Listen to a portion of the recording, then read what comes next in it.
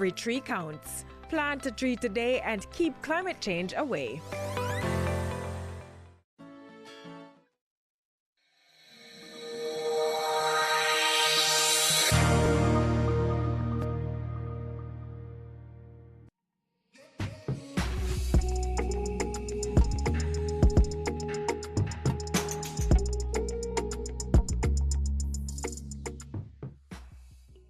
Thank you very much. I have here two apologies for absence, Member Williams and Member Morrison. Don't know if there's any more from the floor. All right, there'll be no more apologies. I move to the next item. Just want to welcome members to this meeting of the Internal and External Affairs Committee. We have the officers from the Ministry of Foreign Affairs here with us.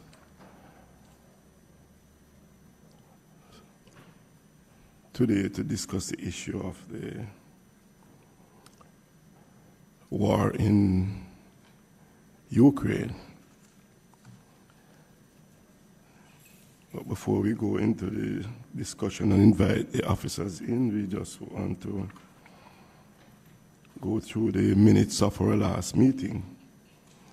I want to also apologize for my lateness, and I think having been so late, I think members would agree that you would have already gone through and have read the minutes. So in light of that, I would just move for the confirmation.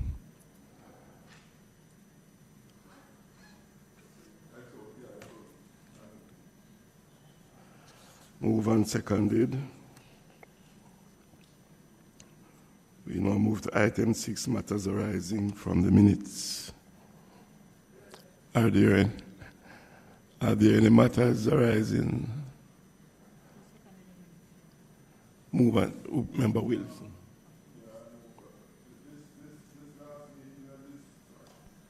As you will know, Chairman is quite aged. It was from July. And the matter was national security, which is, to say it's fluid, it would be an understatement. I made that observation against what I was about to suggest or ask if a report was prepared to go to the House. Because it's age, I think that we could just formally forego the report. Because between July and now, the situation has changed. Huh? 1 year. Almost 1 year. So I think we would just formally decide to forego tabling a report on this, given the table was tabled?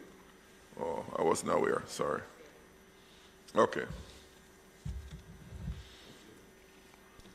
All right, thank you, Member Jackson. Okay. We now move to item 7, and that is the matter up for discussion, impact of the Russia-Ukraine war on Jamaicans living in Ukraine and Europe, and efforts being undertaken by the Ministry of Foreign Affairs and Foreign Trade to mitigate the negative impact of the war. So we just invite the officers from the Ministry of Foreign Affairs to come in.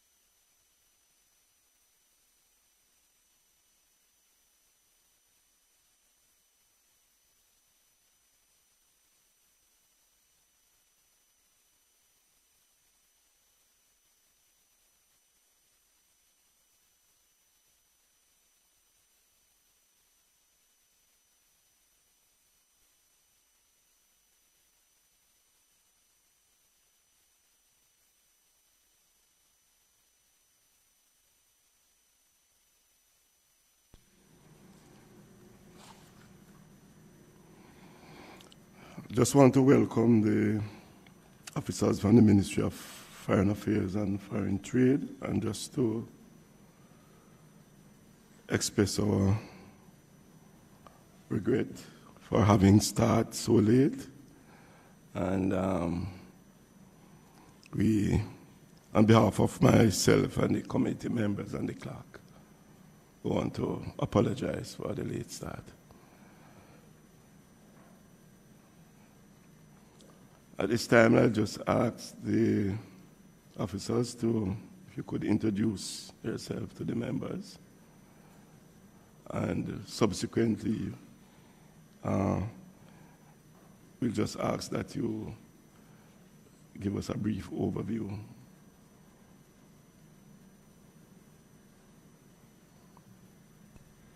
Thank you, Mr. Chairman.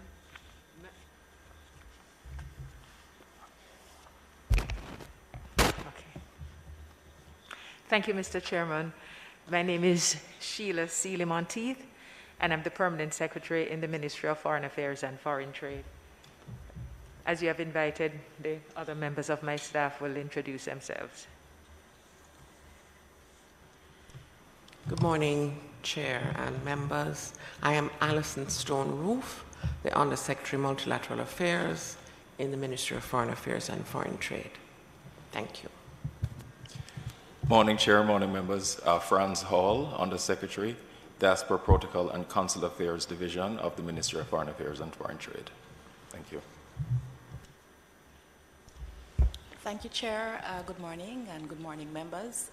My name is Ariel Boyne, and I'm the Director for the Consular Affairs Department at the Ministry of Foreign Affairs and Foreign Trade. Thank you. Thank you very much for that brief introduction. We now go straight into the matters for discussion, which is the impact of the Russian-Ukraine war on Jamaicans living in Ukraine and Europe, and efforts being undertaken by the Ministry of Foreign Affairs and Foreign Trade to mitigate the negative impact of the war. So we ask that you may proceed in terms of giving us a brief. Thank you, Chairman. We had sent in advance a document, and we had sought to inquire how much time we had. We wanted to make sure that we were consistent with your expectations in terms of the presentation.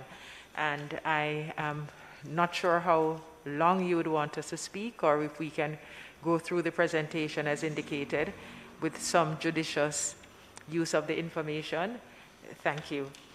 So, Honorable Franklin Winter, Chairman of the Internal and External Affairs Committee of Parliament, members of the committee, good morning.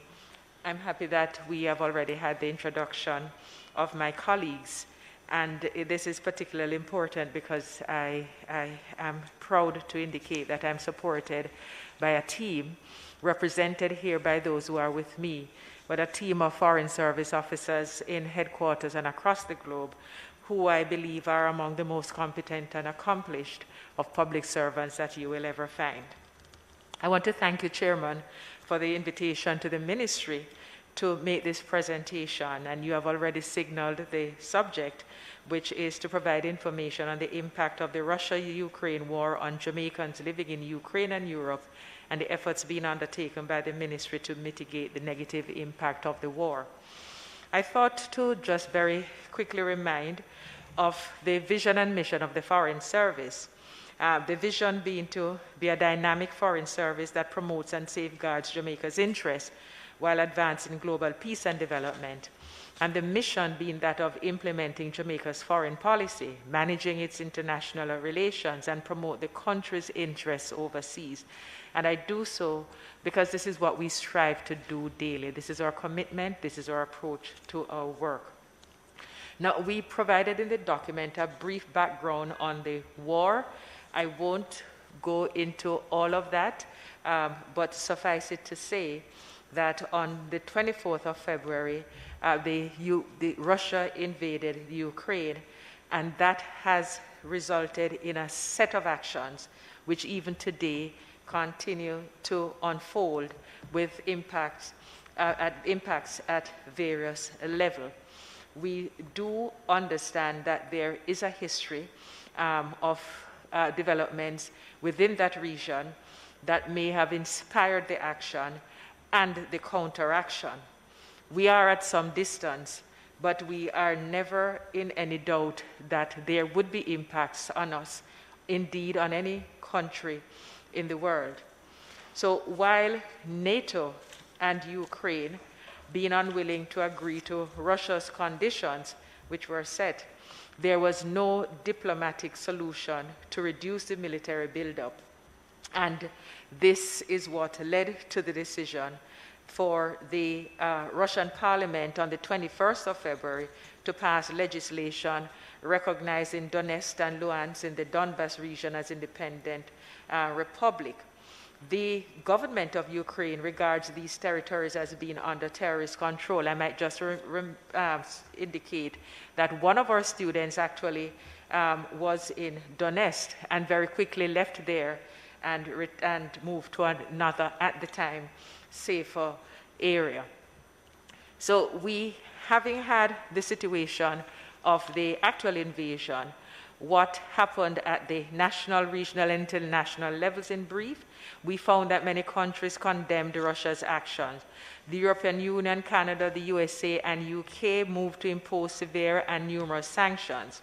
And these include the freezing of assets owned by Russia and Russian oligarchs, a ban on the use of US, UK, EU, and Canadian airspaces by Russian aircraft.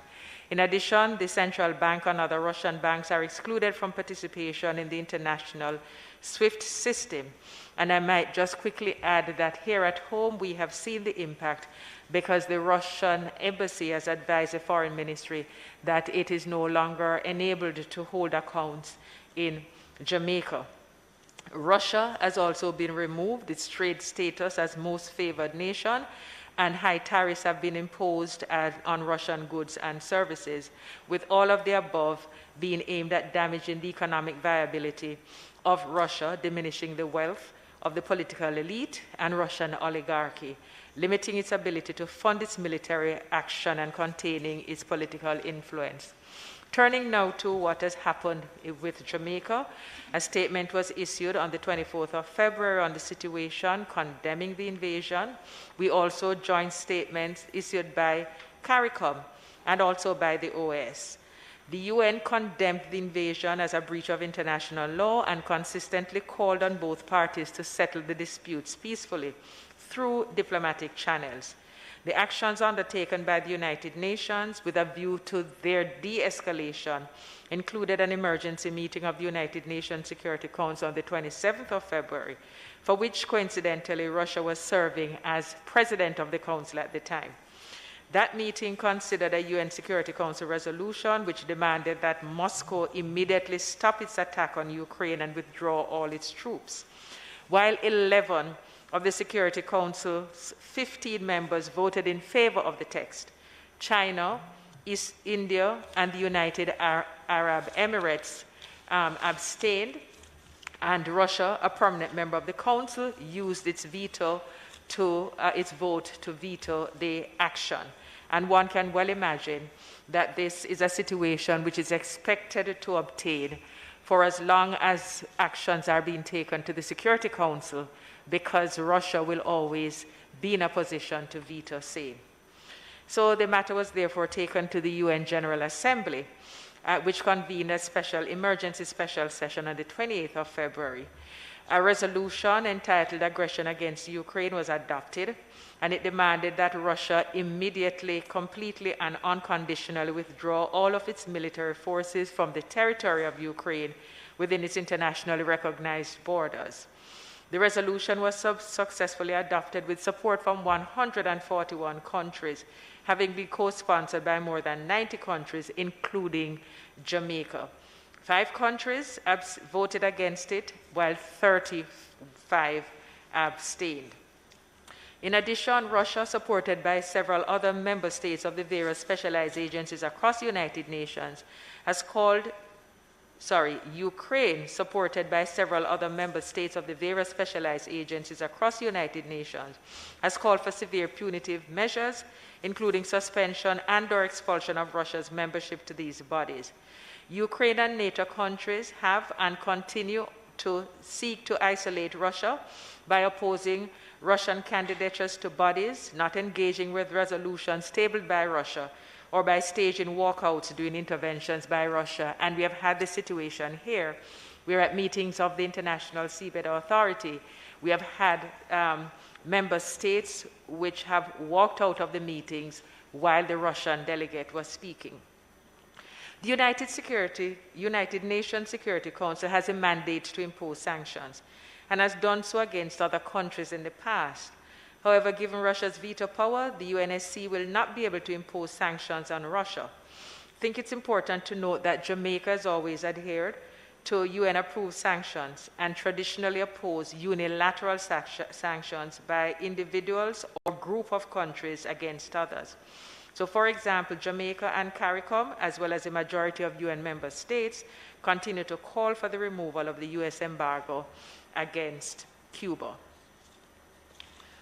Now, turning to one of the critical matters raised in the request that was made of us, the matter of our nationals in Ukraine. So, with the emerging conflict between Russia and Ukraine, so emerging at the time from which we are reporting, this was in January 2020, the Embassy of Jamaica at Berlin began making inquiries about Jamaican students in Ukraine to assess the situation. Over time, the embassy became aware of 43 students, most, if not all, of whom were medical students living and attending classes in Kharkiv and Donetsk, and shared with the headquarters a database of information on the students, including the universities they attended, personal biodata, and their emergency contact or parents. And this was done over time, as very often we had to hear from others of students with whom they were familiar. The embassy thereafter began engaging with the students regarding the heightening tension between the two countries and advised them to consider taking the necessary precautions and steps to respond, including securing necessary visas for travel through a third country to facilitate their travel to Jamaica. Traveling through a third country would be necessary given that there's no direct flight from Ukraine to Jamaica. In its ongoing communication with students, including via virtual meetings, the embassy learned that students were having a number of concerns, principally the following. One, the fear of deregistration should they leave the campus ahead of the end of the term, and related inability to participate in online classes. At that time, they were not being advised by the campus authorities, the university authorities, whether online classes were an option. Second, not being in possession of a third country visa. And thirdly, not yet in receipt of a residence permit for those students who had recently arrived. And we found these to be valid concerns that the students had. In its response to the concerns, the embassy contacted the Embassy of Ukraine in Germany via email and telephone, expressing its concern with the situation and seeking assistance in ensuring that the students would be allowed to attend the classes virtually and not be registered should they choose to return to Jamaica until the tensions subside. Additionally, the embassy made representation to 3 of the 8 universities at which Jamaicans were enrolled, requesting that consideration be given to online learning, were the Jamaican students to return home. Only the Karazin University agreed that it would conduct online classes until 1st of April 2022. The Ukraine embassy in Germany expressed that there was misinformation in Ukrainian and international media in order to cause panic among Ukrainians and foreigners, and highlighted the importance of assessing the risk and staying calm.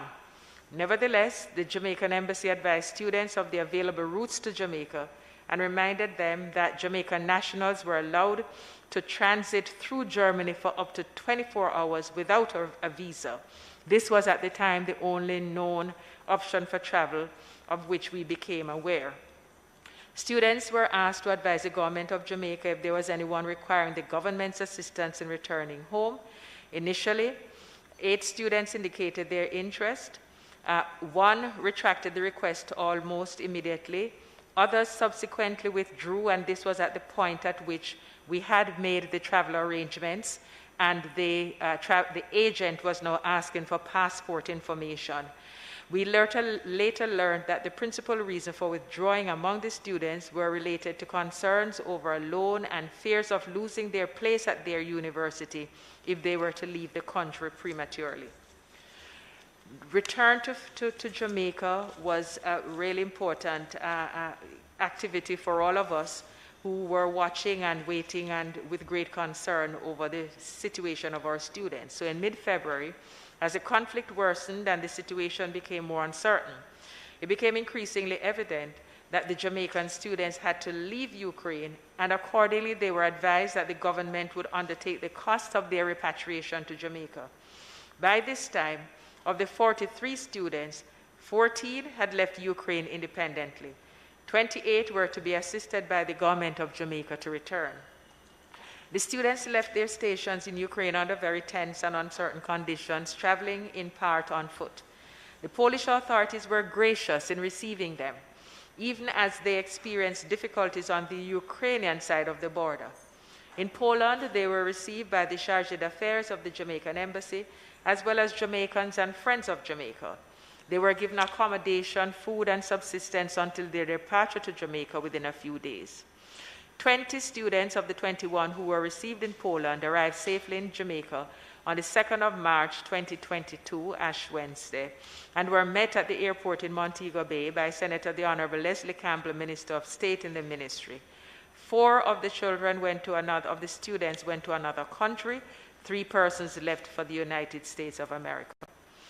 It should be noted that the repatriation effort led by the Ministry of Foreign Affairs and Foreign Trade was the result of a Government of Jamaica coordinated activity, which included support and assistance from a number of entities, including Jamaican nationals in Poland and Friends of Jamaica, the Office of the Prime Minister, the Ministry of Finance and the Public Service, the Passport, Immigration and Citizenship Agency, the Jamaica Tourist Board, the Berlin office, the Prime Minister, the Leader of the Opposition, the Sangster International Airport, and Stewart's Automotive and Budget Car Rental. We'd like to express our appreciation to them all and to many others who in other ways, by their prayers and support and expressions of interest, enabled them to have the courage and the rest of us to put in place what was required to have them return. I'm looking now at follow-up actions in Jamaica. Given that the ordeal to get out of Ukraine was a harrowing one, the ministry sought the assistance of the Ministry of Health and Wellness in providing counseling to the students. The request was favorably considered, and details on counseling provided by the Ministry of Health and Wellness, and these were shared with students and their parents by the Foreign Ministry. We understand that some students and parents have availed themselves of this facility. Minister Johnson Smith, the Foreign Minister, subsequently hosted a meeting with the students on 22nd of March at the ministry's headquarters to hear their concerns and to also share information on the steps that the government was taking to explore opportunities for them to continue their studies. Of note is the fact that the ministry made contact with the governments of Poland and Lithuania, the European Union, the University of the West Indies, universities in the United States, and the Caribbean Medical Graduate School. Regrettably, however, Poland and Lithuania were themselves having to address a large number of refugees from Ukraine and were therefore not in a position to respond immediately to the ministry's request. It was noted that priority had been accorded to students from Ukraine, that is, from other nationalities, and that other mitigating factors determined that these were not destinations best suited to our students' needs. Given the focus on the continuation of studies, the Ministry of Education and Youth, by prior agreement, assumed responsibilities for the next stage of the Government of Jamaica's engagement with the needs of the students. The interventions were to continue with those institutions closer to home, namely the UE and the Caribbean Graduate Medical School, as well as with the universities in the United States with the support of our Consulate General in New York. It is now our understanding that some students have been accepted at UE, and some are also exploring other options, including the U.S. Medical School in Dominica. We can report that 2 students who were close to completion of their studies, they were just 2 months shy of the completion of their degree. They were provided with an opportunity through our Consulate General in New York and interested diaspora partners to complete their program at a prominent university in New York. However, with the resumption of online classes with their university in Ukraine, that avenue was no longer deemed necessary. We are also pleased to indicate that the Ministry has taken the decision to provide gratis to students the authentication of documents to replace those that were not recovered as they had to leave Ukraine hurriedly. We also made successful interventions in having reduced rates applied for the replacement of other critical documents, and in this regard we acknowledge with appreciation the Registrar General's Department for its collaboration. Just quickly, let me turn to just 2 other situations, Georgia and Russia. In Georgia, another area that was being impacted. And so based on the information received, we are aware of 18 students who are studying medicine in Russia and 4 in Georgia. By way of press releases issued by the ministry on the 27th of February and the 3rd of March, Minister Johnson Smith highlighted the fact that several countries made announcements about the imposition of restrictions on flights entering their countries from Russia, and therefore encouraged students and their families to explore alternative routes out of the country should the situation deteriorate. Students and their families were further encouraged to be proactive as the situation could become more difficult as more sanctions were applied and as they tightened. The minister also took the opportunity to remind the nationals in surrounding areas in Eastern Europe to explore opportunities for safe passage to alternative locations, to establish relationships with family or friends that could be of assistance as necessary, including with securing resources and ensuring their safety. Our embassy in Berlin, which is responsible for several countries in Eastern Europe, the Honorary Consul in Moscow and the Consular Affairs Department at the Ministry continue to follow developments in the region. They have maintained contact with the students and other members of the diaspora who have either registered with the Ministry or have made contact with the Ministry, Embassy, or Consulate and remain available to engage with Jamaican nationals in said region. I'd like to use this medium to reiterate the importance of having our nationals register with the nearest Jamaican embassy, consulate, or high commission in their respective jurisdictions whenever they travel, so that we are able to account for them through the provision of their location or contact information in the event of emergencies. The contact details for our missions can be found on our website, and we implore all who have to undertake travel to visit in advance. Every assistance in spreading this message is appreciated. The ministry is also collaborating on the development of a centralized portal to support electronic registration and hopes to be able to launch this soon. Very briefly, in terms of the impact of the war on the economy, I think we are all generally here familiar and are feeling what is happening, the sanctions implemented and by our NATO countries and allies continue to have a tremendous impact way beyond the immediate region. Increases can be observed in oil and gas prices as well as in agricultural products such as wheat. Air travel and maritime transport are also more difficult in some regions, resulting in tourism and business travel as well as commerce being negatively impacted. The conflict has already had and will continue to have consequences for Jamaica's economy and its recovery from the COVID-19 pandemic. These consequences include increased costs of energy. Russia is one of the largest producers of energy products, including oil and gas. Although these products may not have been exported directly to Jamaica, the crisis is inducing speculative activities by traders. The sanctions imposed against Russia are creating significant gaps in supplies to some countries or regions, especially in Europe and Asia. This will require other producers to fill the shortages if increased production to fill the gap is insufficient. These factors destabilize world energy markets, cause increases in energy prices, which in turn negatively affect economic activities.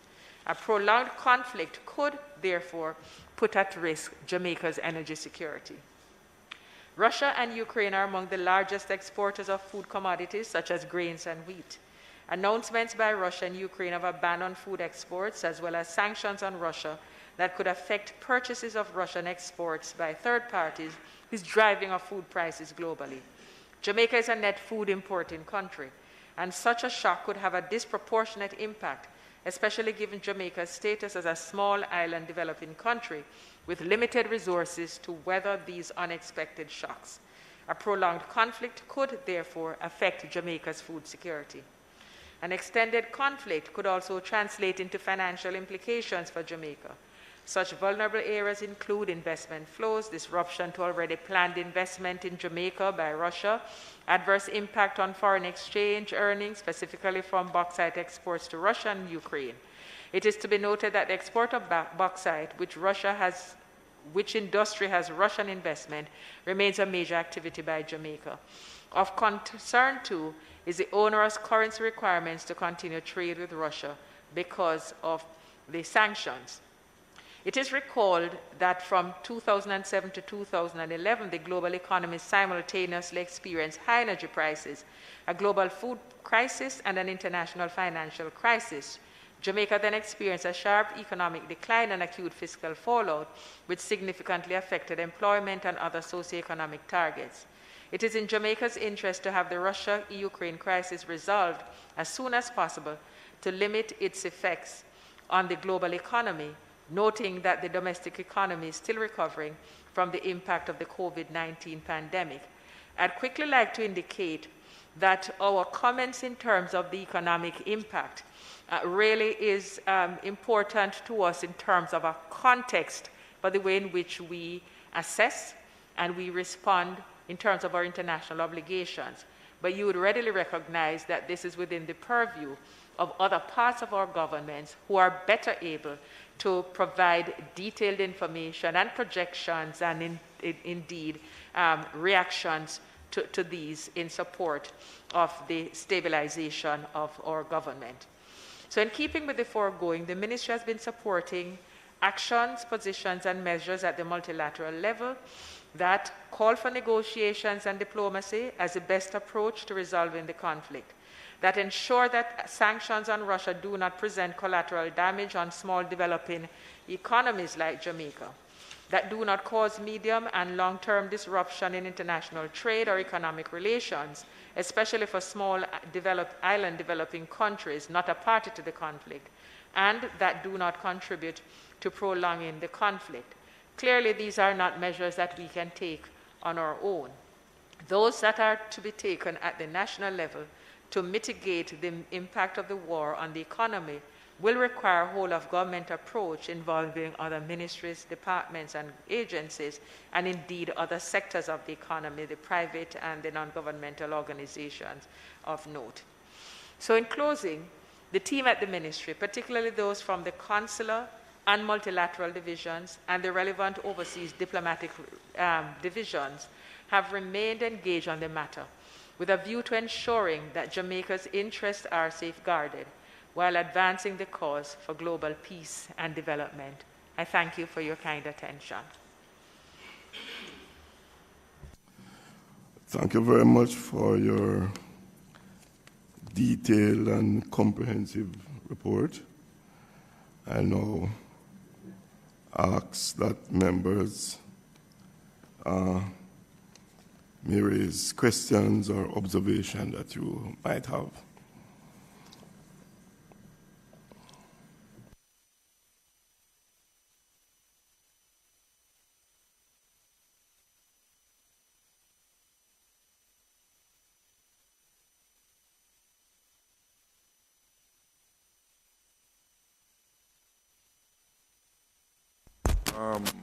Ambassador team, the report was very fulsome, as the chairman indicated. Mindful that in recent past, when the United States had imposed sanctions on Russia, we were impacted through Russell's activities in Jamaica. I know their banking operation was affected, and it put a pause on many activities there. This set of sanctions, indeed, is far more widespread than that then. From where you are there any efforts made to insulate the Russians' business activity in Jamaica from the sanctions which are imposed so far, particularly since some of the sanctions relate to their banking activities? They have been removed from the SWIFT system, or at least suspended from the SWIFT banking system.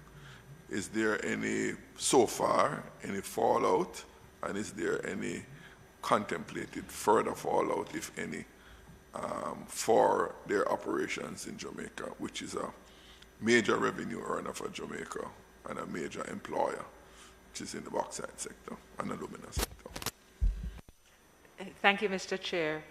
Our reality is that the Foreign Ministry does not have a closeness to dealing with matters, for example, which relate to the bauxite industry and its operations.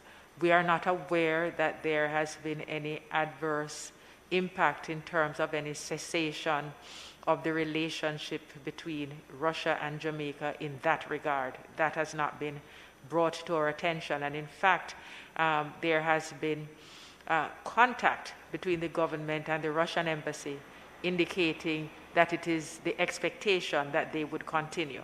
So I'm not aware that there would be any. And secondly, we have been made aware by the Russian embassy that they have been notified that their accounts will no longer be maintained in 2 of the banks in Jamaica. These are commercial relationships, so we are not able to intervene. And it is assumed that they would have found alternate ways of addressing their needs.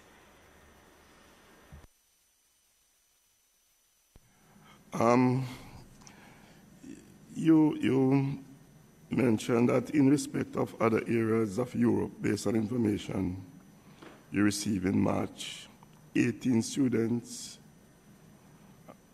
were studying in Russia and 4 in Georgia, but you didn't make mention as to any other country in Eastern Europe that you may have had information on in respect of students or other persons, Jamaican, living in those countries. Thank you, Mr. Chairman. Mr. Chairman, we have Jamaicans who are studying all over Europe, Western Europe and Eastern Europe. This is the information that we have in relation to the countries that may have been impacted or could have been impacted by the war. We did not extend the reporting for this to look at those who were in other parts of Europe. We are quite aware that in Western Europe, in continental Europe, in Italy, in Geneva, in all over Europe, there are students there. What we do know is that we have the kind of relationship, and one which we encourage, for students to continue to register and for them to be engaged with our missions, so that in the event that there is a need, that there is a linkage that is already established. Yes, yes. Well, my question was really focusing on Eastern Europe, those countries within close proximity to where the war. This is the information we did seek out. We have, while we do not have an extensive diplomatic coverage in terms of embassies, we have honorary consuls in many countries in the region. And so we reach out immediately to find out, do they have any students there? So the only ones we have are would be the information on those who are in those regions that we indicated, in Russia and Georgia, and those who are in Ukraine have already left. We do know that a few of the students, because as we said, we had 43 who were there initially, and 20 came home, and some went to the United States. We do know of a few who left Ukraine and went directly to Romania, for example, and we understood that they may have been making their way to other places, perhaps even the United States. We do not know where they are. We have made contact with their parents in the beginning, but for whatever reason, they have not continued to share information as to where those students are. Okay. So you're saying that this report that you have came in March. So any further update since then in respect of the situation? The students who were in Europe in March? Right, because this is saying you have this report, you got this report in March. So I'm just trying to find out if you are seeking to update subsequent to this. Well, the indication is that the students are here, those who came into Jamaica, as far as we know, outside of those who may have sought to have to go to universities in, what we understand, they're looking into the possibility of Dominica, which has an offshore university, but the majority of them are actually doing their studies online. So they would be here and continue with their online studies. But I can tell you, Mr. Chairman, that I have someone who actually watches and monitors this as a part of her work, Mrs. Ariel Bowen. So if you don't mind, I will invite her to do so. I brought my staff with me because they are competent, they have the information, and I think it's best to hear from them. Mrs. Bowen? Thank you.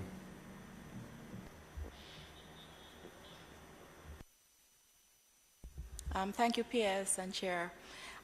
So yes, we have kept in touch with the students through, actually after our minister had a meeting at the ministry with the group, we have retained our relationship with them through a coordinator who has been in touch with us in terms of providing regular updates, information on what they are doing in terms of finding alternative places, assistance that they have asked of us in terms of assisting the students who have special needs.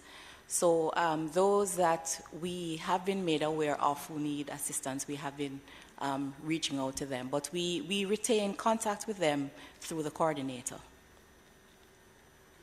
You also mentioned that you had some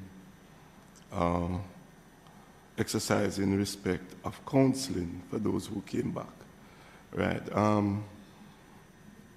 Can you say what was the response in terms of those who would have participated in that exercise? Okay, so Chair, we know that some of them have taken up the offer from the Ministry of Health. We don't know the exact number of persons who have, but we do understand that there are some students who have been a little traumatized by the experience, and we understand that they have taken up.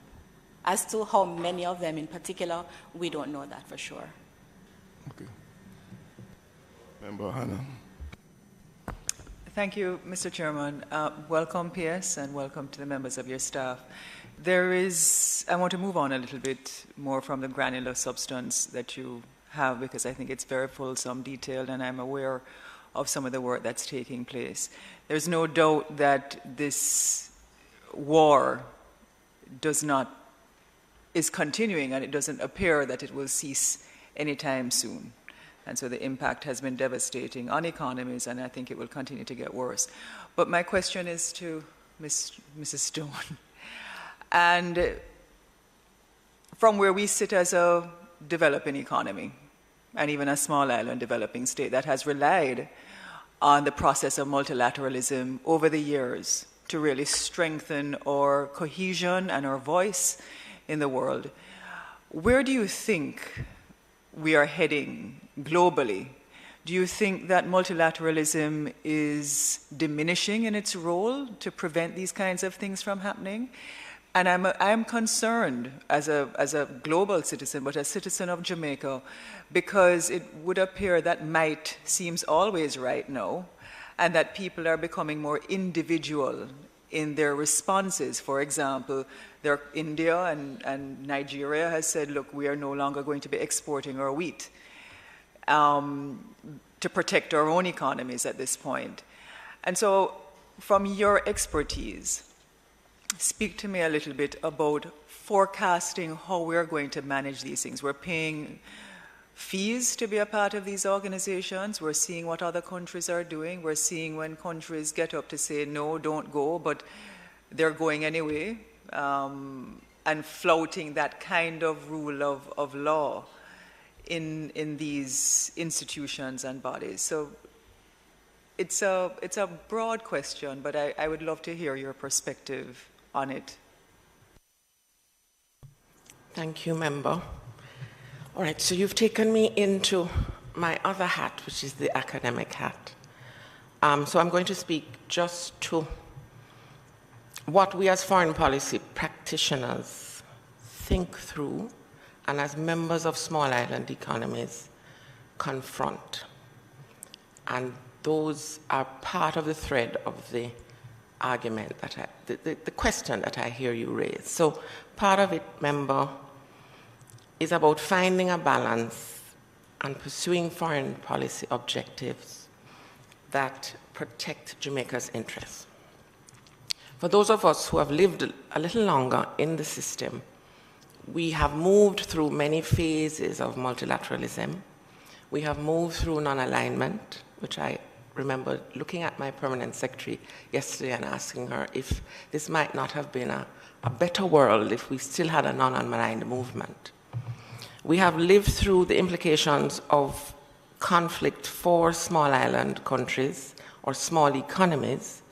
We have lived through what is a very real question about refugees and how a single country which has a large refugee exodus is matched with an African refugee situation which happens in waves every year, in months, which is continuing, and crises which are perhaps less obvious and media known, but continue, which we are also following as foreign policy practitioners.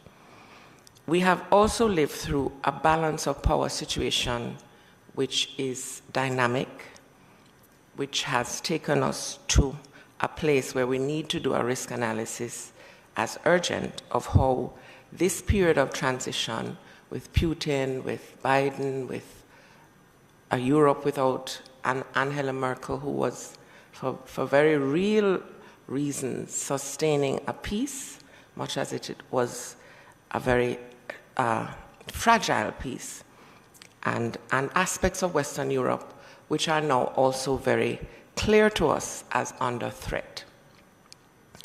So views on the global economy and society and how we pursue foreign policy and multilateralism in this sphere are very present. I must say, Member, that I have more questions than answers, but what we rely on since 1962 is some fundamental principles which we hold very dear to how we manage our relations across the board. So India, China, even Turkey remain particularly important bilateral partners for Jamaica. How do we then manage what is a very intractable situation, which I think will drag on for a long time or in a protracted way, and for which very few answers are readily found? Countries which are brokering deals as we speak. Perhaps it will become clearer in the next few weeks what that is like.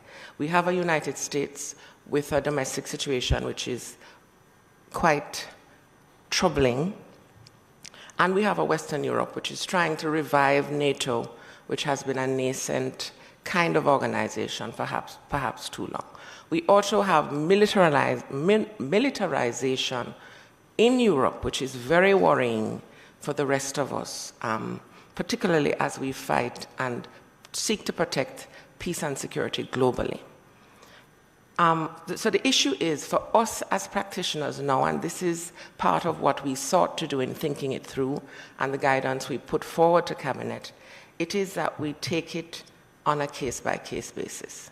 So in the multilateral sphere, it has happened to play out in various ways, whether in the UN, specialized agencies of the UN, right here as Permanent Secretary mentioned in the context of the International Seabed Authority, that walkout from the European countries in the room was done when the Russians spoke and when I was actually chairing the session.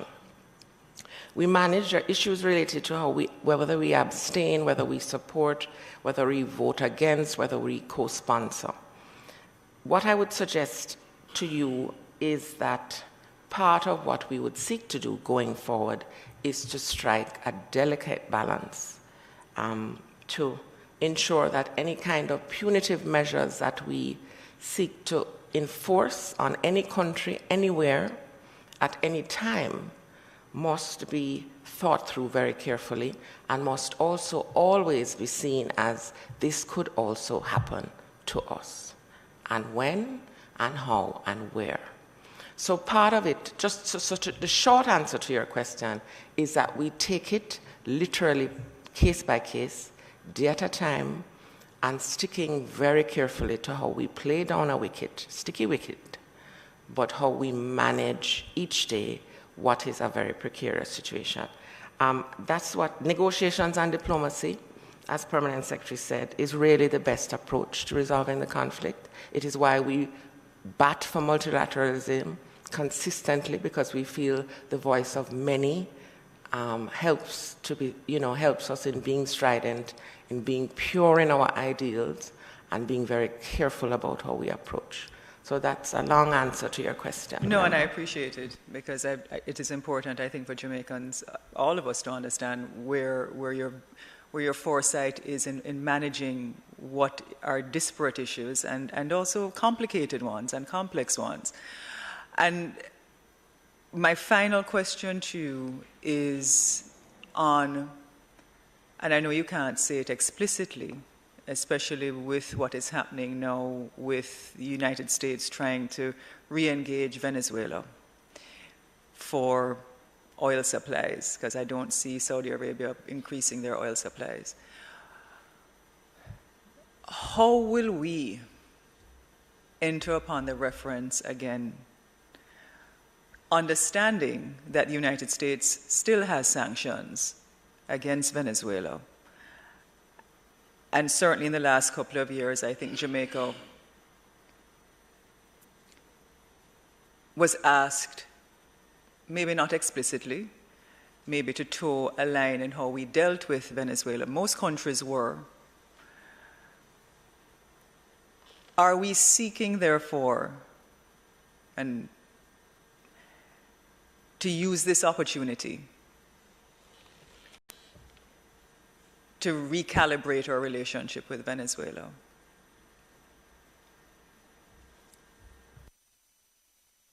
And you're looking straight at me with that one, member. Is that for me? Okay. So, member, we have walked a very careful line with Venezuela. Very long and well-established bilateral relationship. Very important bilateral relationship. We continue to have a clear relationship with the government in place. We have not, to this date, recognized any opposing forces in that country. So the short answer to your question is that we will continue to navigate what is a very complex domestic relationship, complex domestic situation on the ground in Venezuela. I would also remind that our actions in the multilateral sphere, in the Organization of American States, also have reflected that balance in large part. And I would also suggest that while we sit here, the United States, certainly under Biden and even under Trump, had lines of open discussions with Venezuela, despite what we see publicly. So it's layered, it's complex, it's careful. I don't think that we have done badly, and I think we have managed to retain an open relationship and an understanding within our region of how all of the lines of and a lot of it is played out in the media, but a lot of it is very consistent and carefully crafted. and managed. I'm going to hand over to my PS. I think she may wish to add. Before you do, Mr. Chairman, I really want to say in front of the ministry, and even I've said it behind you, that I respect and I give thanks for the Jamaican Foreign Service. I know the Herculean tasks that many of our diplomats around the world play on a daily basis. And our foreign ministry is revered and respected around the world. So perhaps some of the conversations that I would like to have with you, it would be better if I came into the ministry and sat for us to have a more fulsome discussion on some of the things that I think are important. But, Mr. Chairman, I don't take it lightly about what the ministry does on a daily basis, and I think those diplomats around the world ought to be commended on every day for the work you do. So thank you. Member Jackson. A couple small questions, but I'll start off with the last one by my colleague and join her in commending the Foreign Service.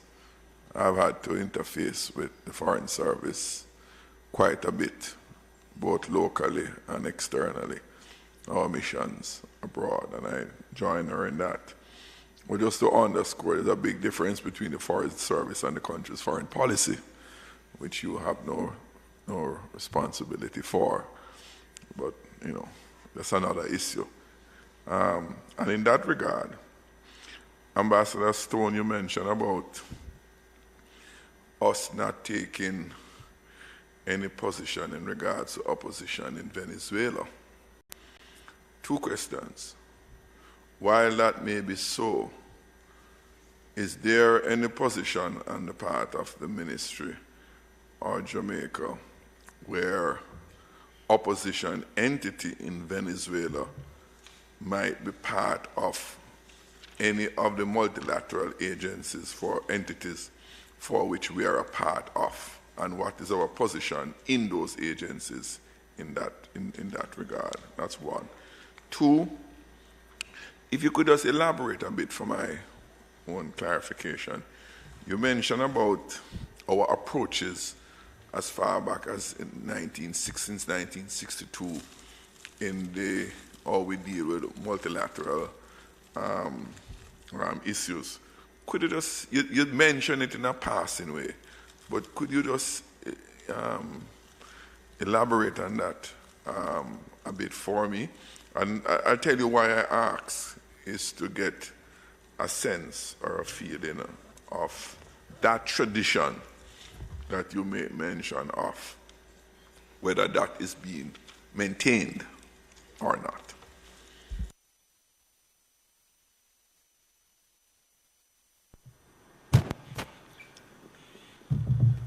Okay. The first question, Chairman, and thank you for your commendation, Chair and member. So the first question relates to the opposition entities in multilateral organizations. And I think by that, the most clear example would be in the context of the OAS. And that is where a large fight took place. Fight is my word, but yeah, and major disquiet.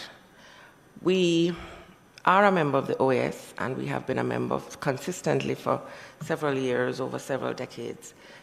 Being a witness to the discussions, the debate, the considered opinions that took place in that body, let me say as much to say I think a compromise was struck, and the compromise is always about ultimately the balance of power in these organizations.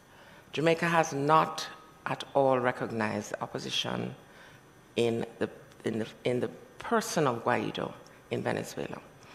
As far as I remember, and I must admit I have left the OAS desk for 2 years, but my memory is that a Guaido representative sits in that body on behalf of Venezuela. PS can speak more to it, I think, because there's an evolving situation, but it has meant that Jamaica is even more importantly practicing a balanced diplomacy in that body, and we continue to, in my view, represent the interests of Jamaica and the region very well. I can't think, it's happened that the question of Venezuela and their membership and their participation in other international organizations has come up. Again, we take it on a case-to-case basis. I think very early in the issues related to President Maduro and the fallout in Venezuela, it was clear to me then, and I think the considered advice of the ministry then, was that this will be a long-term national challenge within Venezuela, and we need to be very careful how we watch it, how we interact, and how we play it against our own interests, recognizing that Venezuela remains a very critical partner and player in our bilateral relations. We'll say that to segue into what you've asked me in terms of since 1962, there are several layers to what we see as how we manage our foreign policy. Our permanent secretary is a well-honed multilateralist, so she can speak even more to this than I can. But there are very, very specific principles, member, non-interference, issues around sovereignty, our respect for human rights, how we look at collaboration, how we balance our regional approach to foreign policy within CARICOM, how we recognize as small countries that these are very important, particularly to how we protect what is always the threat that is before us when you have imbalances in the balance of power and when you have power politics that play out in a certain way.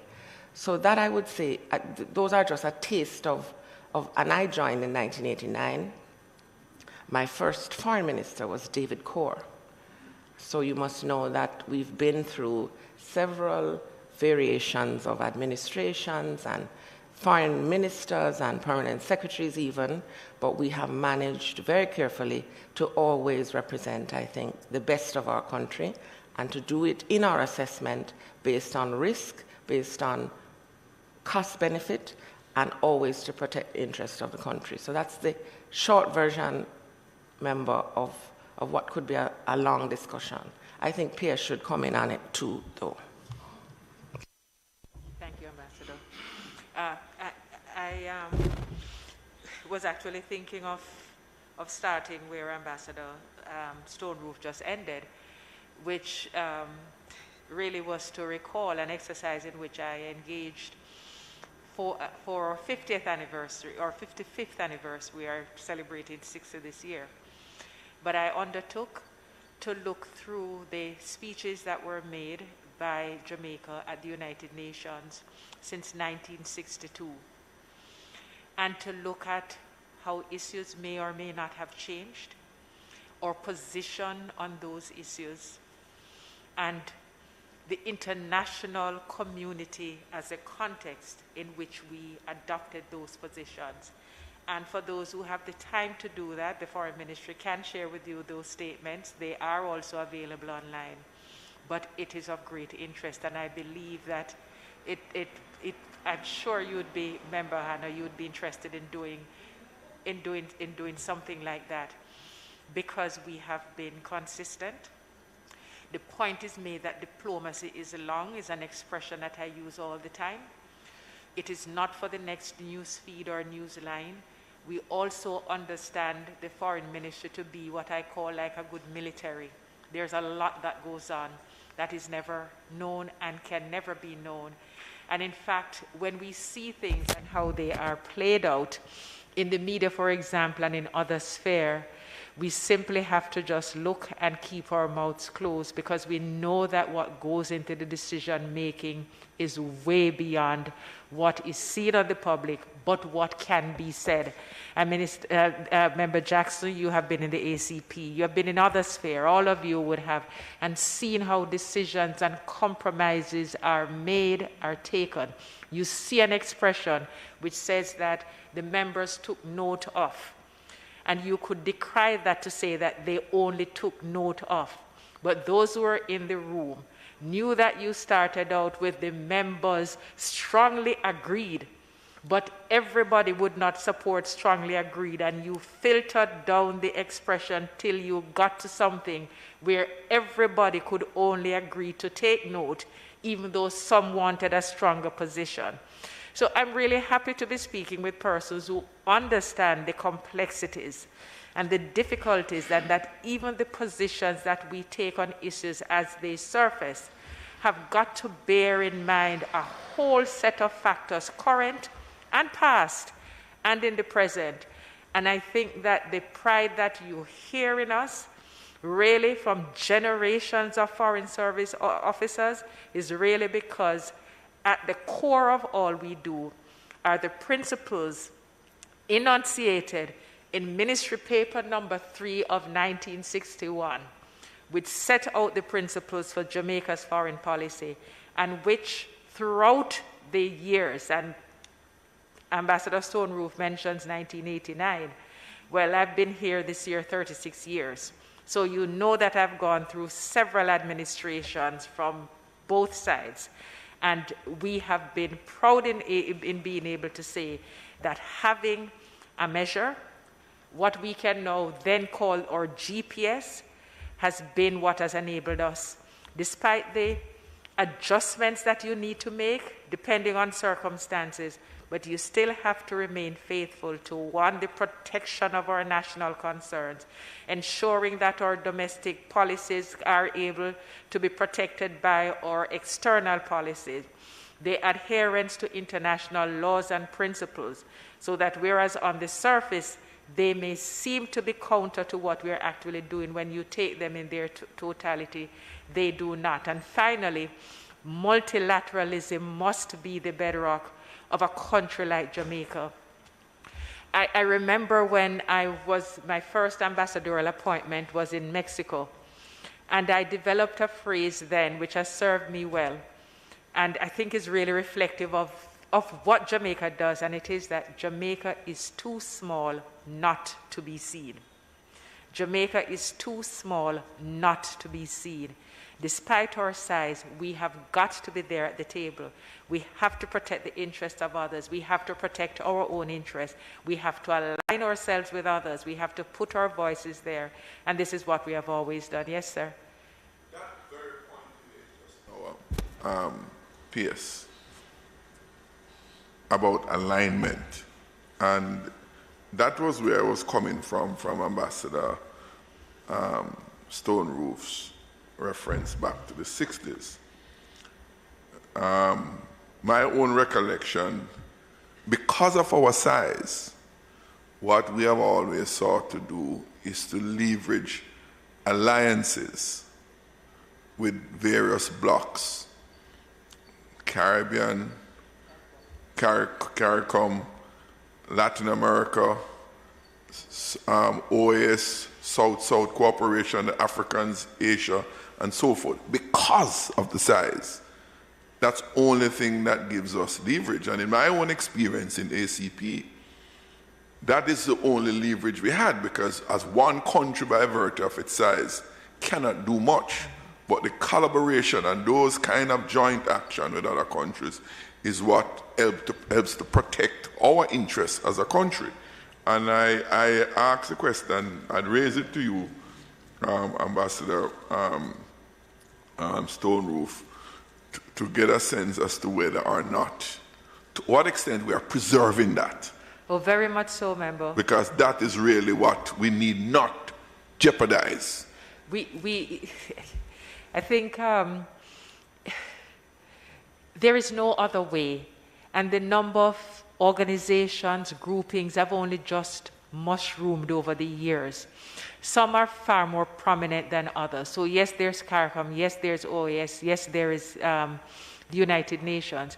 But if you take, for example, in our region, there is CELAC, which is another organization. There is ACS, and we continue to work solidly with those. We attend the meetings. Many of them are technical in orientation, and for that reason, because they are less political, you may not hear a lot of their work, about a lot of their work.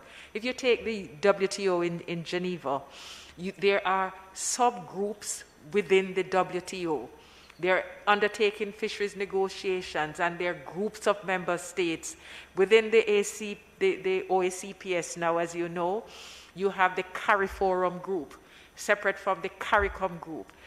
We are almost, I keep saying that we are like a pretzel. We are twisted in all directions because we recognize that each entity serves a purpose, and we have to work within that construct, within that purpose. So yes, it is a facet of the way in which we operate. We are certainly aligned with those of common interest, those who can assist us even when we don't have a voice of our own, and they can facilitate that. There's a Forum of Small Island States led by Singapore. It's not one of those that's widely known. In fact, we know that when organizations and bodies and entities and groups are created, it's the hardest thing to get rid of them if you think they no longer serve their purposes. And I would want to quickly add that not all of them requires an institutional framework requiring contributions and that kind of a structure. They simply are based on positions and commonality, and they meet as necessary and engage as necessary. Lastly, but not for your comment, it is imperative that we preserve one of those organizations closest to us, which is CARICOM. And member, I would like to indicate that CARICOM is indeed the first line of action, the first line of defense for us. I would want to say that it is to be remembered that CARICOM is the longest serving organization of its kind anywhere in the world, and that our relations with CARICOM, pretty much the comment I made about those that are technical in operations perhaps are less known and have less visibility than those that have a political positioning. So when we hear the comments about CARICOM, we often think of what the heads say and do, but COSAD is meeting next week, and CSME is continuing its work, and a whole plethora of CARICOM entities and organizations. Jamaica yesterday and continues today is hosting negotiations, trade negotiations between CARICOM and Colombia at our ministry. The work continues with CARICOM. It is always open for us to be looking at the merits of any organization, as we do with the UN when we look at the reform of the Security Council and the reform of the United Nations General Assembly. I think it is just the kind of pursuit that you always have to investigate the organizations in which you choose to serve. But our relations with CARICOM, I would dare to say, are quite solid, and we operate on all available fronts, including in terms of the positioning of Jamaican nationals. We have the lead for trade matters, Ambassador Wayne McCook. We have Ambassador David Prendergast recently appointed to lead agricultural discussions. We have a number, Dr. Hilary Brown in culture. We have that's another front in which we have done extraordinarily well, and we should not forget that. So I think as those of us operating from this side are really quite proud and are encouraged by your interest, and we will continue to work as hard as we can to make Jamaica proud and benefit from our engagement and investment at the international level. Member Wilson. Thank you, Chair. And thank you, PS, and your staff for a well put together presentation. I listened keenly, particularly to the questions being asked and the question specifically that we were looking, or the issue as it pertains to the Russia-Ukraine global event. That's how I would quote it. And I want to start by saying, we are now celebrating our 60th year, and it's very key. And I would like to know, PS, in your response, what the ministry is looking to do in our overseas offices for the Jamaica 60th. Albeit that Jamaica is one of the soft power of this world. We have very strong brand recognition, and it's a testimony to the people and also to the work that you guys have been doing. And I did go through some of our history in terms of our global utterances in the 60s and in our early days. And we did have some strike and what I'd call notable advances along the lines of human rights and other global, what I would say, issue that we made significant contributions towards. So my specific question, in the exception of the Jamaica 60, is students. I note in the report that was predominantly what we focused on, the students in Ukraine and in Russia. So I wanted to ask, outside of Jamaica having students in Ukraine, do we have business relations? Do we know of Jamaica investors in Ukraine in terms of a bilateral arrangement that we would have between countries? That's the first one. And then I noticed in your report you mentioned Russia and the number of students that were in Russia. I wanted to know whether they were also brought back to Jamaica. If so, how many of them were brought back to Jamaica?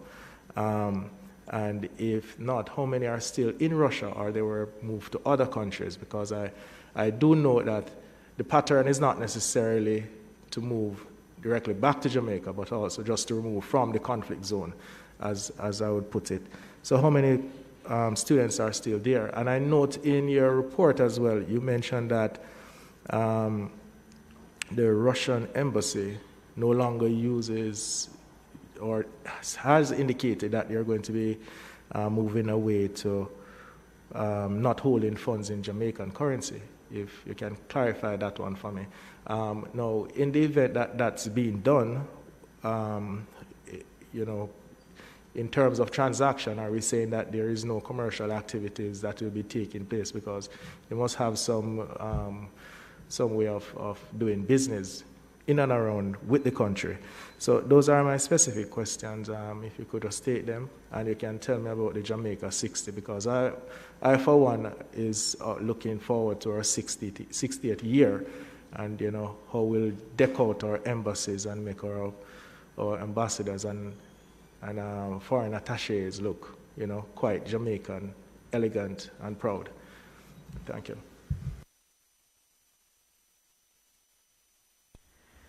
Thank you very much, Member Wilson. I have to take a note of your comments, but I want to thank you for an opportunity that you have just given me, and I hope we have the time for me to do so briefly. The Ministry of Foreign Affairs, in terms of its trajectory over the years, at the beginning, we had a huge focus on our bilateral and multilateral diplomacy. The bilateral diplomacy would have been very evident from the fact that at the outset of our independence, we immediately established diplomatic relations with 11 countries in the first year. And we have moved through the years to the point where we now have diplomatic relations with 169 countries, I think. Yes, we have diplomatic relations with countries all over the world. That's up 190, if my memory is correct. 193. There at the United Nations, there are 193. Right. 193. Yes. And multilateral diplomacy was also very central. One of the first acts we did on the multilateral stage, we became independent officially on the 6th of August, and by the 18th of August, we became a member of the United Nations. The flag raising was done, and 2 weeks later, we were making our first policy statement. And over the time, we have become members of various multilateral organizations. Consular affairs and consular diplomacy, we now refer to it formally as consular diplomacy. But at the time, it was really an integral part of the ministry's work. Consular affairs, which is the attention that we pay to our national overseas. Foreign trade, so our trade diplomacy, was aligned to foreign affairs over time, and we had various changes in the dispensation. So I'm moving through bilateral diplomacy, multilateral diplomacy, or trade diplomacy, or consular diplomacy, and our diaspora diplomacy. Again, the moment you have one national overseas, you have a diaspora.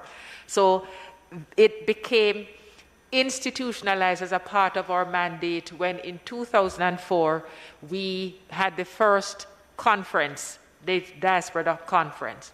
I want to say to you that a very critical change in our work was the embrace of the economic diplomacy program.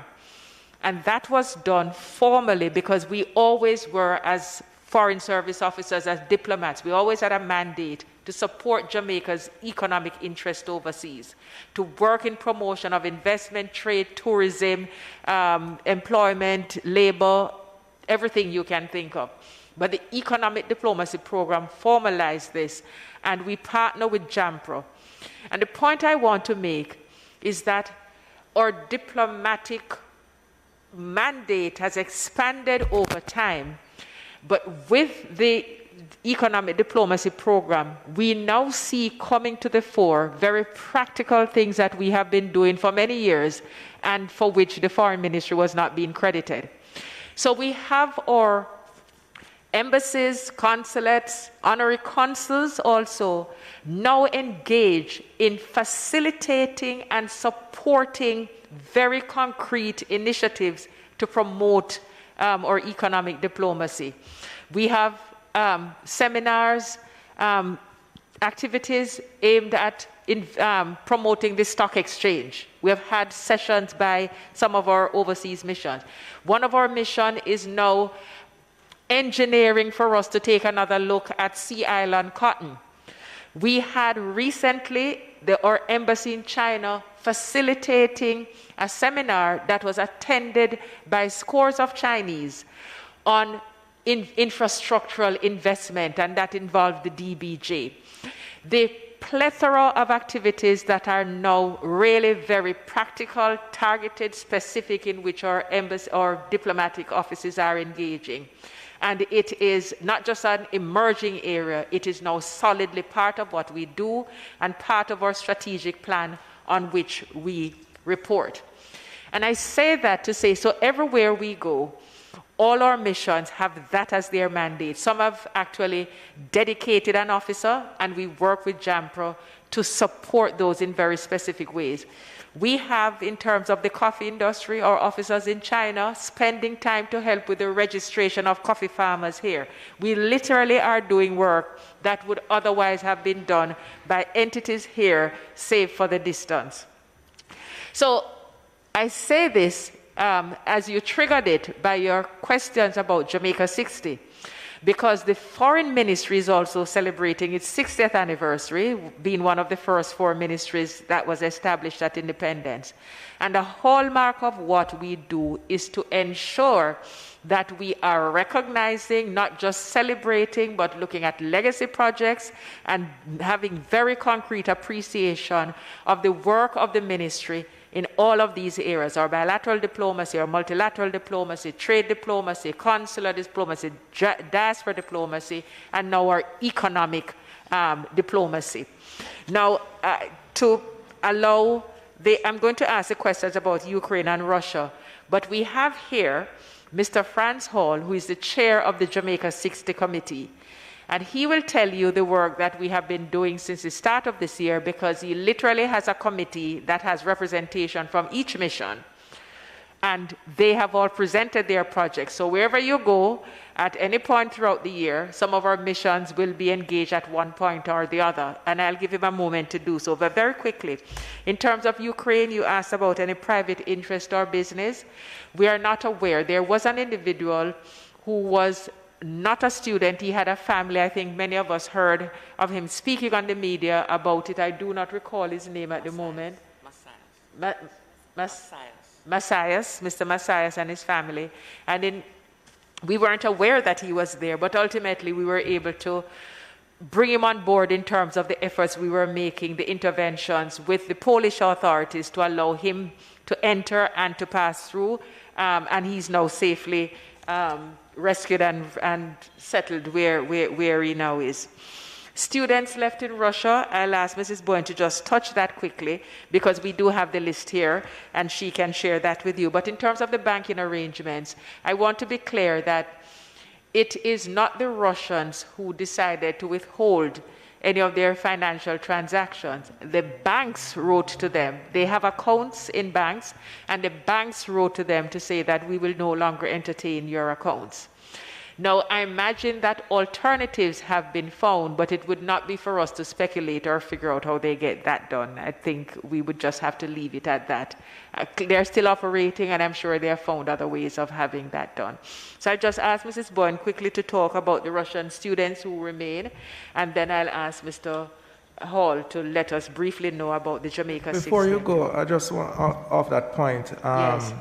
Going back to persons in Ukraine, do you have a tracking system to know the number of Jamaicans that would have left Jamaica with the designation of Ukraine or any other country? I just wanted to know if there's a tracking system in place to track our nationals at the ports. You would recognize, and as I said in my statement, we ask for help in getting Jamaicans to understand the importance of registering. It has to be a voluntary activity. You travel somewhere and you are going to be there other than for a short holiday, a short vacation. You are going to study for 6 months. It behoves you to let the nearest mission, consulate, embassy, high commission know that you are there.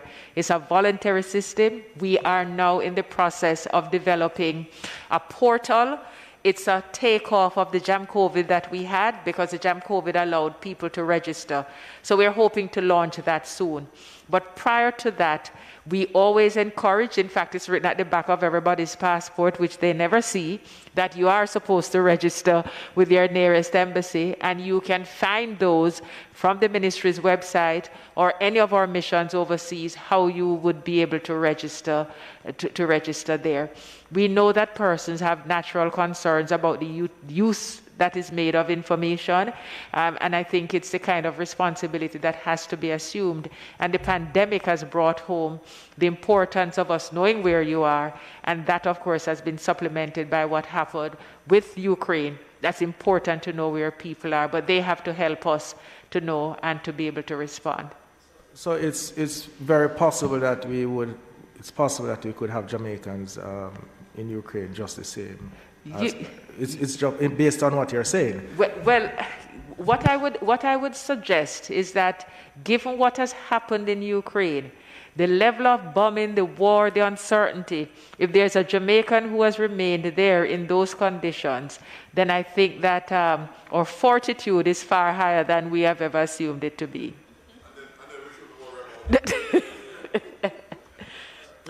Thank you. Mrs. Boyne.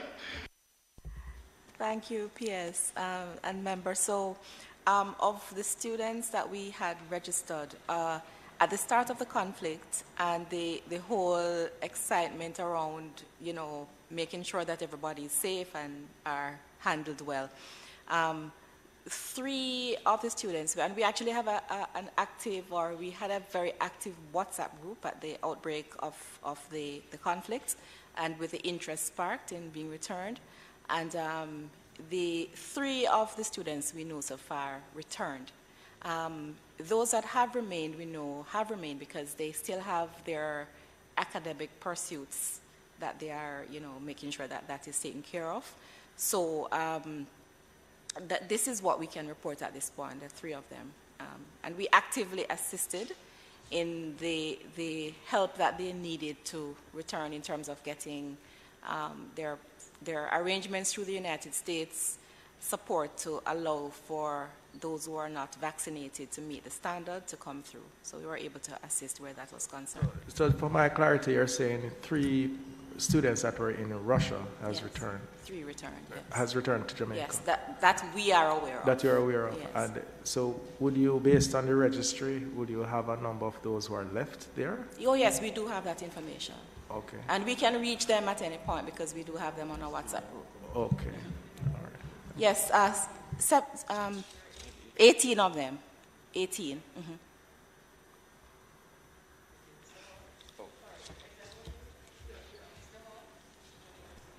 Thank you, Permanent Secretary. Thank you, Member. I was hoping to get away without speaking, but thanks for the question on Jamaica 60.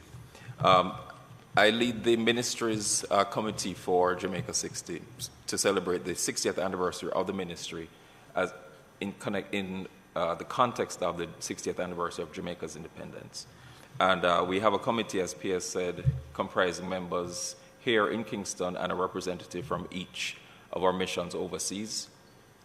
We've been actively engaged in designing a list of activities that would not only be celebratory, but it would also have meaningful impact in terms of demonstrating the legacy of the foreign ministry. And in 11 countries that we have established diplomatic relations with, and that we're celebrating 60 years this year as well, there is a sort of a special recognition to do unique projects with those countries to honor the anniversary. For the ministry, we've had a full suite of activities thus far. We're halfway through the year as of today. And we've had the official launch and naming of the headquarters of the Ministry of Foreign Affairs and Foreign Trade. We hosted Diplomatic Week in the context of the 60th anniversary of Jamaica's independence and the Ministry's anniversary. We've had on Women's Day an exhibition praising and honoring the females in the Foreign Service and their contributions over the years. Coming up, we have Jamaica 60 Diaspora Conference starting the 14th to the 16th of June, and that is posited to be hopefully the largest gathering of Jamaicans in that context ever. It's the 9th staging of the conference, but we've called it Jamaica 60 given the significance of the milestone. Similarly to Jamaica 55, it's hybrid, so the ground zero, so to speak, is at the Ministry of Foreign Affairs and Foreign Trade, but we have limited in-person participation of 100 people. And the rest of the participants, we're targeting over 5,000, will be virtual. We're having a unique combination of live and recorded and content from overseas. So it is going to be a unique conference geared towards reaching out to Jamaicans across the globe. Later in the year, we will also do activities to celebrate our 60th anniversary of membership in the United Nations. I think on September 18, we plan to have an activity to honor that milestone. And of course, in terms of our missions, they have, well, based on various resource constraints, they of course have to limit their activities to suit the budget that we can provide them. But certainly, as PS had alluded to, there are a number of activities geared towards, business promotion, promoting investment, doing business in Jamaica in various specific areas. So that will continue for the rest of the year. I should also add, PS, that I think this is the first time this has ever happened. We had a visit of Sitting Governor General to the ministry, where he had a tour, and there's a tree planting exercise, of course, symbolizing the partnership between the ministry and King's House and two trees. And, that was really symbolic of the relationship and where we want to grow in terms of the growth of the trees and our relationship, our being rooted at that location at headquarters at Port Royal Street. So I think, PS, with those few words, I think that is sort of the scope of the Jamaica 60. Oh, before I close, we're also partnering with the Ministry of Culture, Gender, Entertainment and Sport that is providing significant support in terms of entertainment material and other support to ensure that the celebrations are in line with the national celebrations. Thank you.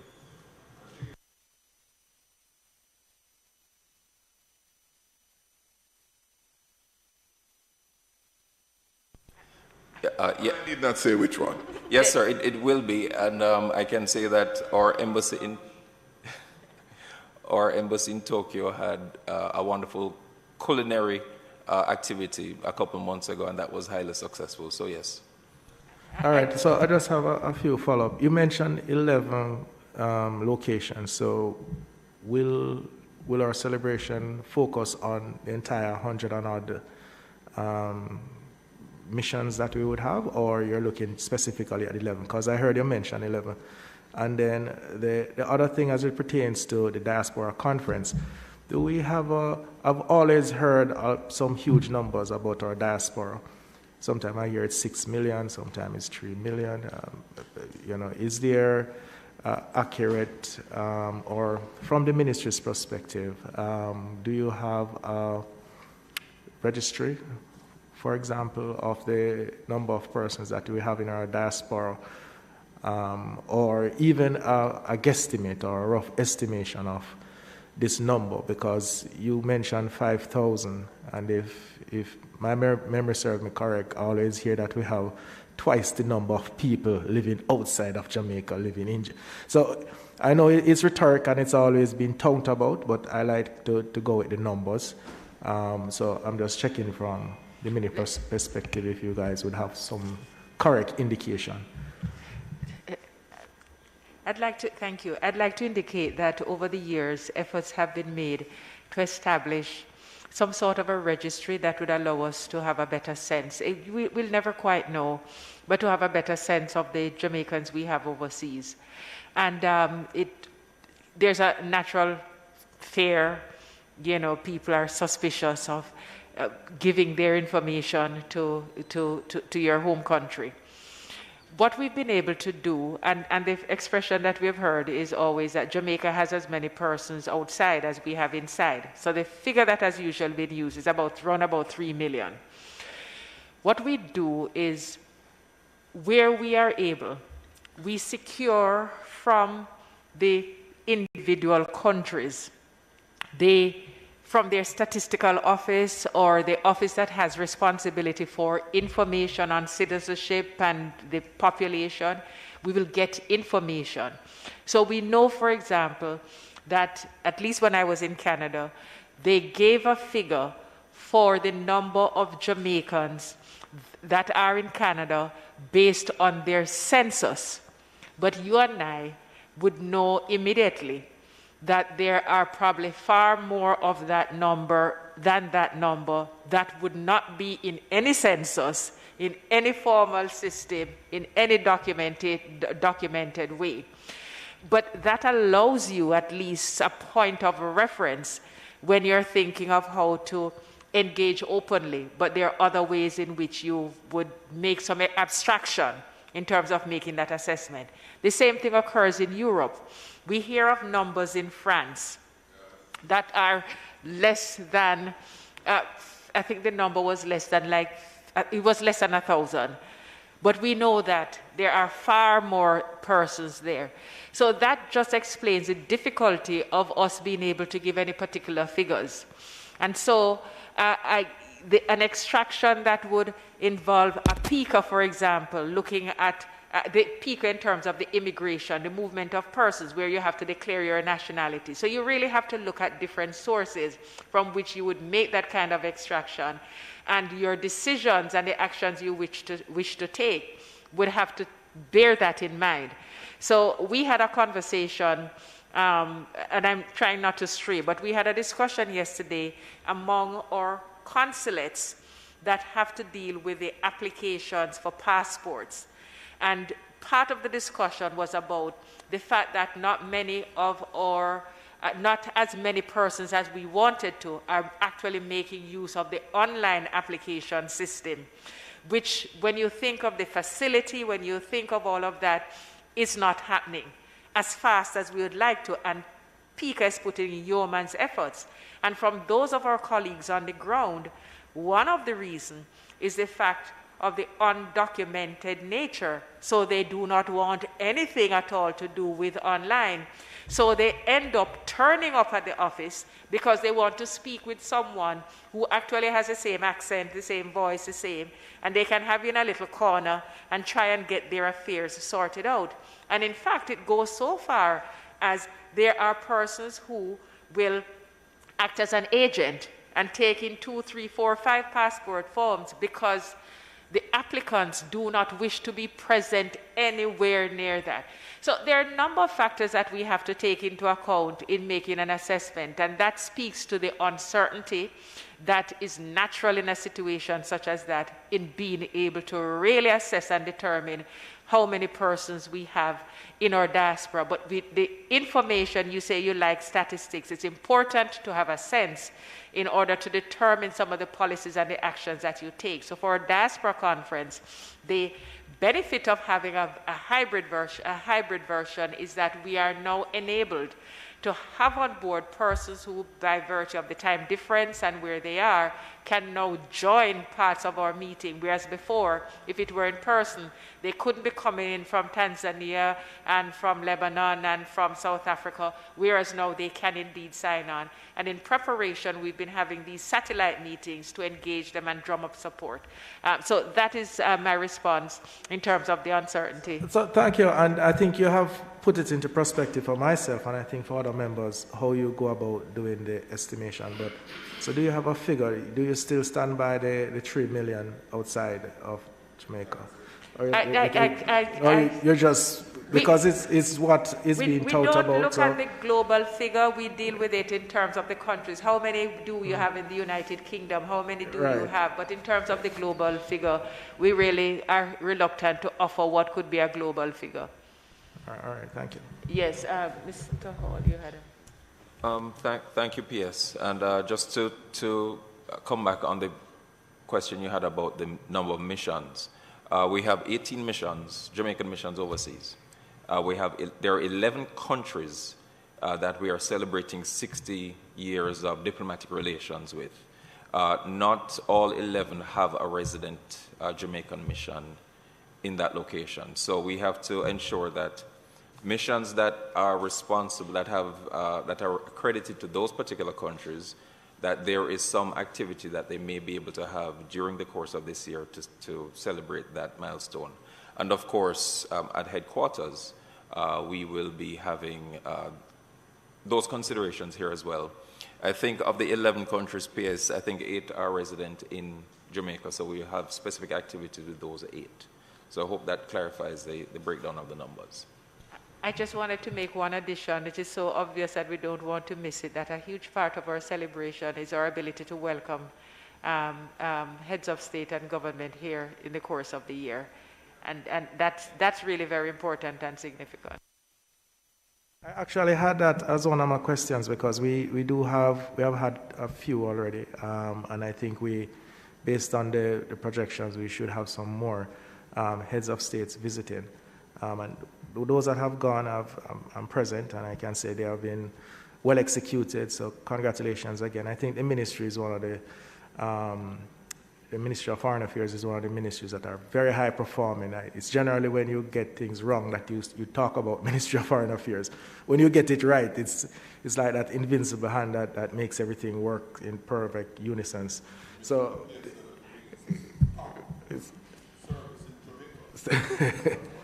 No, they have been doing tremendously well. And that is one of the points that I had here in terms of the number of heads of states that are visiting, which also, adds to Jamaica's credibility. And, we're a very forward-looking country. So I'm looking to see we expand those missions and add more countries to our listing for the next 60 years, because I think the best is yet to come. And as a first-time MP and a new MP, I'm definitely looking forward to, 60 years of greatness. So far, we have done tremendously well in culture. I'm hoping that we will be as stellar with our economy for the next 60 years. Hopefully we find oil or something. But with that being said, yes, thank you. Well done. Member Clark. Thank you very much, Mr. Chairman. Through you to Madam PS. My only question.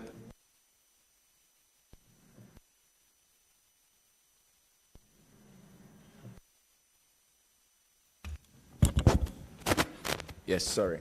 My only question to Madam PS and her team is, are there any educational program that is being run throughout the embassies or our attaches anywhere throughout the world wherein we're saying to Jamaicans who for some reason are afraid to register with the country's attaché or embassies wherever they are, to say, it is nothing nefarious, it is nothing wrong with you registering with us, because at the end of everything or anything, as soon as something is happening, then they call upon our embassies to make arrangement to move them out of a place. But we did not have a record of them.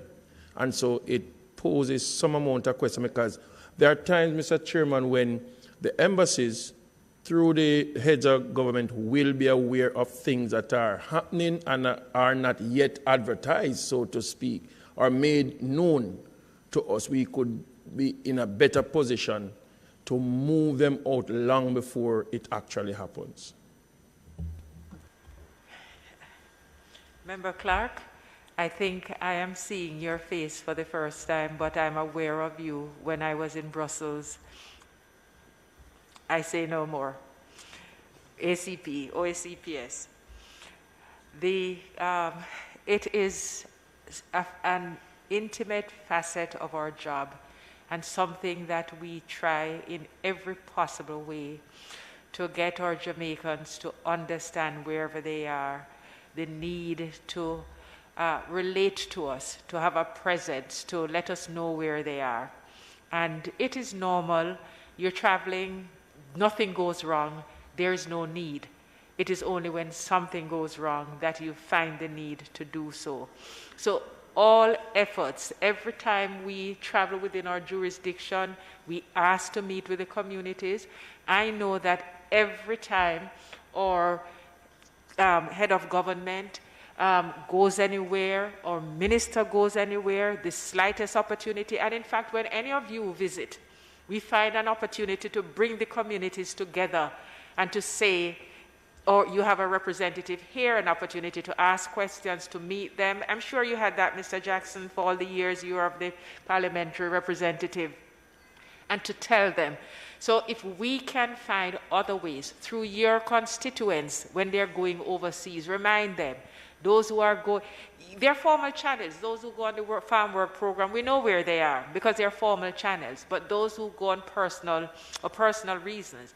And I can tell you that it was most revealing during the pandemic when the Jamaicans were stranded. I was in Europe at the time, but when Jamaicans were stranded, you had no idea the places from which they came, where they were, until that happened.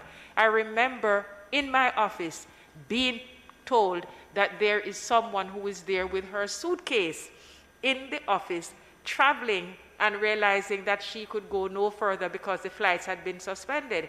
And we had to now turn around and try and facilitate. And, and I'd like to say this. I know, the committee is a smaller group. But when I tell you of the investment made by our staff members in dealing with the members of the Jamaican public, you go on Twitter and from time to time you see, as you said, all the times that a passport is not processed on time. Every time they go and they get a treatment that is, they figure it's not what they deserve. But you get very little mention of the countless times that many of us put on our credit card accommodation for rooms for personal credit card. This is not the government credit card. Put them up in our homes. Things that you ought not to do because a Jamaican is coming by and you don't want them to be left stranded. Empty your cupboards. Give them money. Take them to the doctor. Contact their family members. The things that our staff overseas do day after day after day on behalf of Jamaican nationals overseas. And I'd like to thank you, Mr. Chairman. If there is one comment that I would like to stand in this House, it is the fact that our staff members, over the years and throughout all the jurisdictions in which we serve, give of themselves daily in service to the government and people of Jamaica.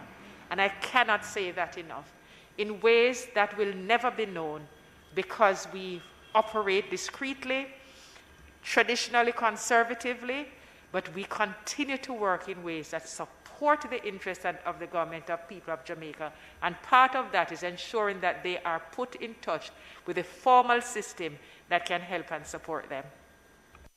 Thank you, Madam. And I appreciate the fact, and I know that my colleagues do appreciate the fact the work, the yeoman's work that your staff have been doing, because we do understand what foreign trade, the ministry, have to do from time to time, because as a member of parliament, I do get calls from way and beyond, Timbuktu sometimes, to say that they are in need of help, how can they get in touch with the minister?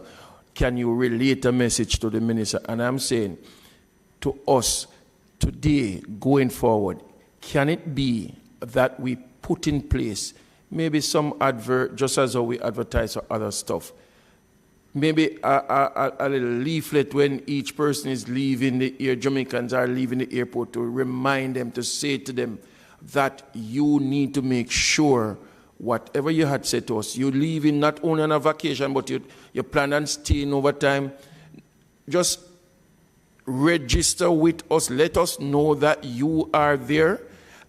We were in South Africa and happened to go over to Swaziland. And I don't know how the others got, but we found at least 4 young ladies who were in Swaziland and nobody knew they were Jamaican because they were students in America, decided that they want a change, and end up in Swaziland.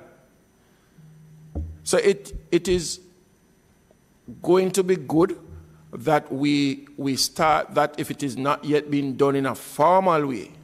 So it takes some of the pressure of the personal attachment that you have with these persons.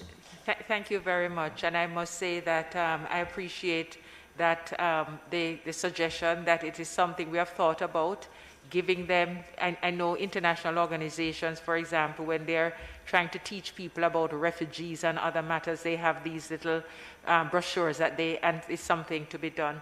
But might I say in my final remarks, if that is the will of the committee, that as we celebrate our 60th anniversary, one of the things that we also do is acknowledge the leadership of the Foreign Ministry over the years, the ministers of state, the parliamentary secretaries, and the permanent secretaries. And I think that we have always found that we have been suitably, appropriately, and well led. And that is a point of celebration for us as well. Thank you. Member Brown. Thank you, Mr. Chair. To you, Madam Pierce. So, Member Clark, I dent into the question a little bit. But to what extent, I still go through and ask it, but to what extent does the Minister of Foreign Affairs educate the diaspora on the different services and access points that relate to their interests and need? And I say this, sometimes I do get some ridiculous requests and questions through my office.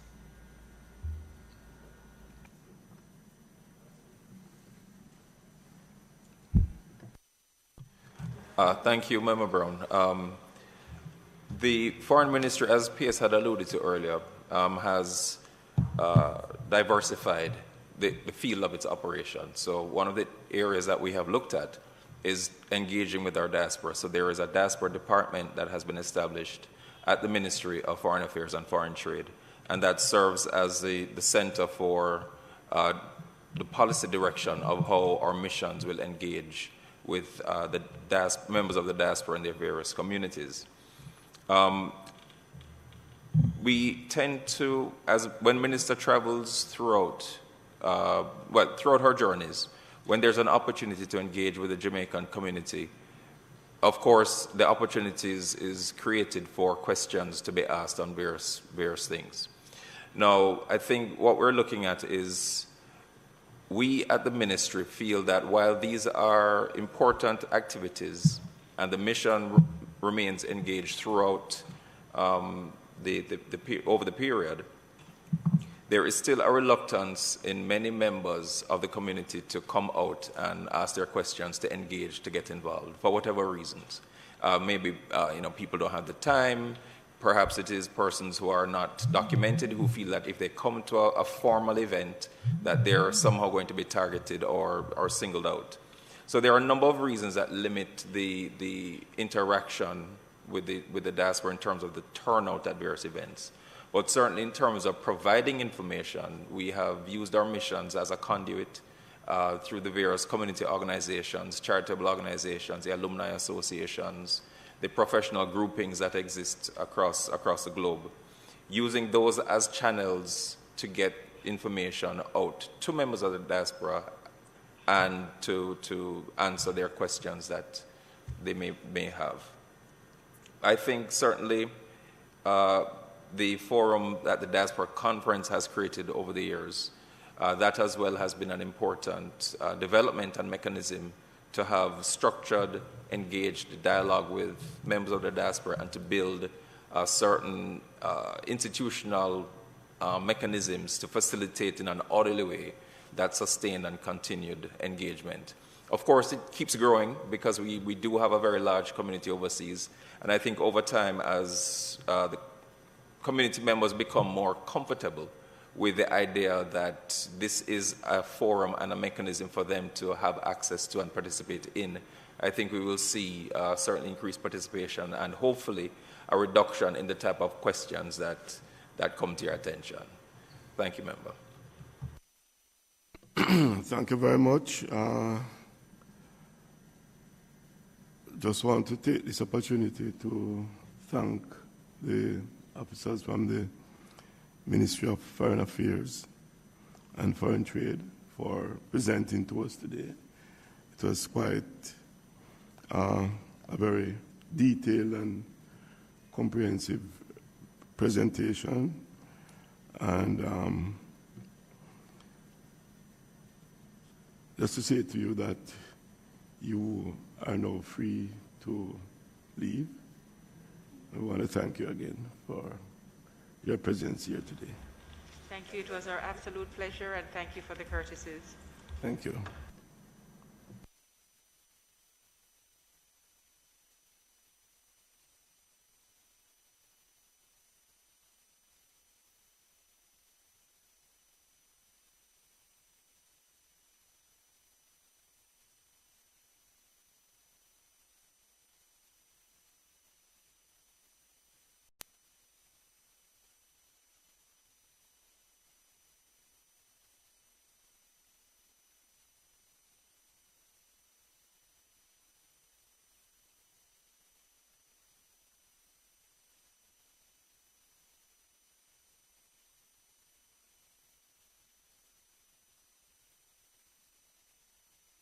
We now move to item 8, any other business?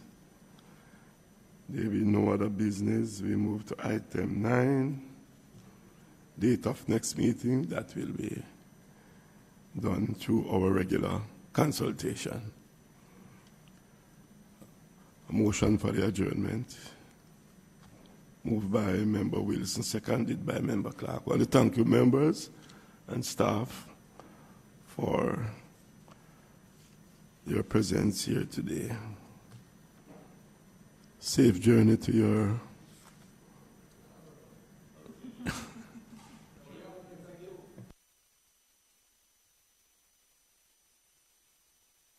we have Parliament at 2, Chair, so we'll be around.